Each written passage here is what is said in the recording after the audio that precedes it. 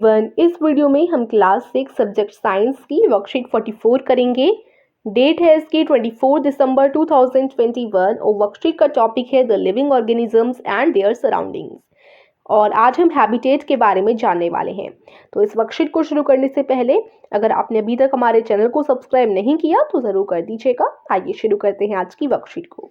ये आपका एक चैप्टर है the living organism and their surrounding. इस चैप्टर की लिंक मैं आपको डिस्क्रिप्शन में दे दूंगी। साइंस का चैप्टर आप पढ़ सकते हैं पूरा, जिससे आपको वर्कशीट करने में आसानी रहेगी। लिंक इस चैप्टर की डिस्क्रिप्शन में है। नाउ चलिए स्टार्ट करते हैं। माउंटेनियस हैबिटेट के बारे में सबसे पहले हम पढ़ेंगे। तो इसके बारे में जो माउंटेनियस हैबिटेट क्या होता है, पहाड़ी इलाकों में रहने वाला, पहाड़ी जो इलाके हैं उनके बारे में आपको बताया गया है। तो फर्स्ट ऑफ ऑल हैबिटेट क्या होता है? हैबिटेट यानी जो कोई जैसे एनिमल है या कोई प्लांट है, तो जिस जगह पर वो रहता है वो उसकी हैबिटेट, उसको उसका हैबिटेट बोला जाता है। ठीक है, तो हम माउंटेनियस हैबिटेट के बारे में जानने वाले हैं। जैसे जो माउंटेन के प्लांट और एनिमल्स होते हैं वो माउंटेनियस हैबिटेट में रहते हैं, यानी पहाड़ी इलाकों में रहते हैं।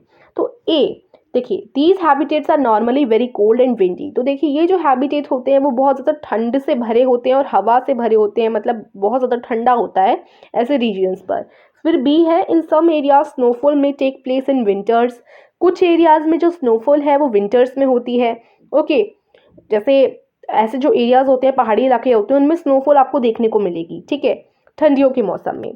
सी there is a large variety of plants and animals living in mountain regions. और आप देखेंगे तो माउंटेन के रीजन्स जो होते हैं उनमें बहुत सारे प्लांट और बहुत सारे एनिमल तो होते ही हैं, लेकिन बहुत अलग अलग वेराइटी के होते हैं। तो सबसे पहले हम प्लांट्स ऑफ माउंटेन्स पढ़ेंगे, यानी माउंटेन्स में जो प्लांट्स पाए जाते हैं वो किस प्रकार के होते हैं। सो ए देखिए, the trees are normally cone shaped and have sloping branches. This helps the rain water and snow to slide off easily. तो देखिए ज़्यादातर जो माउंटेन्स पे प्लांट्स होते हैं वो इस तरीके से होते हैं, जैसे इस पिक्चर में आप देख पा रहे होंगे, कॉर्न शेप के होते हैं, कॉर्न शेप के होते हैं और साथ ही साथ उनकी स्लोपिंग ब्रांचेस होती हैं।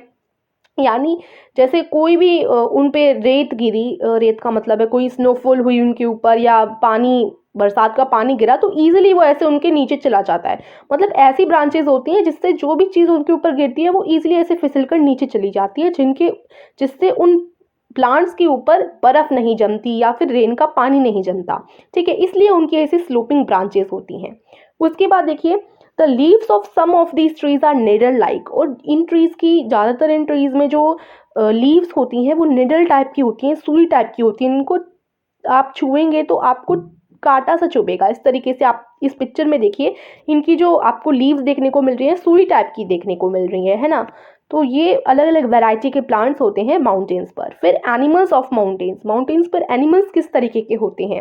Animals living in the mountain regions are also adapted to conditions there. Animals जो माउंटेन रीजन्स पर पाए जाते हैं वो उनकी कंडीशन के हिसाब से अडेप्टेड होते हैं, यानी उनकी बॉडी ही इस तरीके से बनाई जाती है जिससे वो पहाड़ी इलाकों पर रह सकें। ठीक है, ईजिली रह सकें। तो वो एक तरीके से उन्हें हैबिट पड़ जाती है वहाँ पर रहने की। बी देखिए, दे हैव थिक स्किन और fur to protect them from cold. अब वहाँ बहुत ठंडा होता है, तो ऐसे ठंडियों में वो क्या करते हैं, वो कुछ नहीं करते, एक्चुअली में उनकी स्किन ही इस टाइप की बनाई जाती है, थिक स्किन होती है, यानी मोटी स्किन होती है उनकी, जिससे उन्हें ठंडा नहीं लगता। For example, yaks have long hair to keep them warm. जैसे कि लिए जो याक्स पाए जाते हैं माउंटेन्स पर, उनके बहुत लंबे लंबे बाल होते हैं जिससे उन्हें ठंडा नहीं लगता। ठीक है, अगर याक की हमने बात की, अब हम बात करेंगे स्नो लियोपार्ड की। स्नो लियोपार्ड की अगर हम बात करें तो देखिए, snow leopard has thick fur on its body including feet and toes. This protected its feet from the cold and when it walks on the snow. तो स्नो लियोपार्ड जो होता है उसकी बहुत ज़्यादा मोटी स्किन होती है उसकी बॉडी में। बॉडी के साथ साथ उसके जो पंजे होते हैं, उसके जो पैर होते हैं, उस पर भी मोटी फर टाइप का होता है जिससे वो ठंड से बचा रहता है। और जब भी वो स्नो पर चलता है, जब भी वो बर्फ़ पर चलता है, तो उसे ठंडा नहीं लगता। फिर माउंटेन गॉट की बात करते हैं। The mountain got has strong hooves for running up the Rocky slopes of the mountains. तो देखिए, जो माउंटेन की गॉट होती है उसके हूव्स, हूव्स किन्हें कहते हैं, जो पंजे होते हैं, जो फीट होती है उसको हूव्स कहते हैं। तो उनके बहुत ज़्यादा स्ट्रॉन्ग बनाए जाते हैं पैर, जिससे वो आराम से माउंटेन्स की रॉकी स्लोप्स पर जा सकें। मतलब माउंटेन्स पर ऊंचा नीचा होता है ना, तो ऐसे इलाके पर ये आसानी से भाग सकें और चल सकें, इसलिए इनके पैर स्ट्रांग बनाए जाते हैं। ठीक है, और अगर इनके भी आप फर देखें तो बहुत ज़्यादा होते हैं, जिससे इनको ठंड नहीं लगती। तो ये हमने एनिमल्स ऑफ माउंटेन्स पढ़े, प्लांट ऑफ माउंटेन्स पढ़े और माउंटेनियस हैबिटेट के बारे में जाना। अब क्वेश्चन आंसर देखने से पहले हमारे चैनल माइंड बूस्टिंग कंपटीशन पर हिंदी ग्रामर क्विज चल रहा है, जिसकी लिंक मैं आपको डिस्क्रिप्शन में दे दूंगी, आप जाकर देख सकते हैं।